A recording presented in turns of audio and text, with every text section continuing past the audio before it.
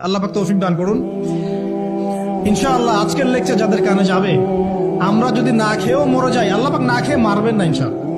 রিজিক আছে, খাবো ইনশাআল্লাহ। কিন্তু হয়তো বা অভাব হবে, টাকা পয়সা একটু কম হতে পারে, অন্যের 10 তলা ফ্ল্যাট হবে, আমার হবে না, ঠিক আছে, অন্যের এত বিঘা বিঘা জমি আমার হয়তো হবে না। কিন্তু ইনশাআল্লাহ তাআলা এই যে দুনিয়ার মুসাফিরের জীবনটা, এটা মুসাফিরের জীবন না, মুসাফিরের জীবনটা কেটেই যাবে ইনশাআল্লাহ। কাটবে না? যে কোনো ভাবে কেটে তো যাবেই ইনশাআল্লাহ।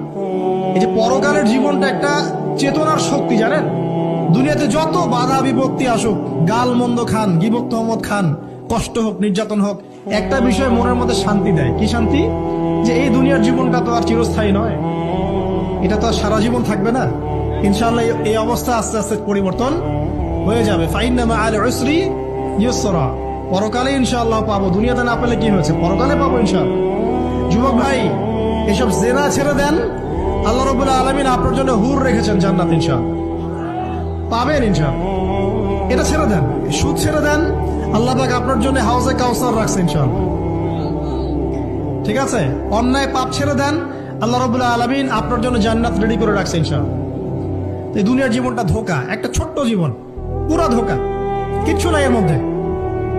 আমার কথা শোনেন, এই দুনিয়ার জীবনে কিছুই নাই। চারপাশে অনেক কিছু মনে হবে, আপনার বাড়ি আছে, গাড়ি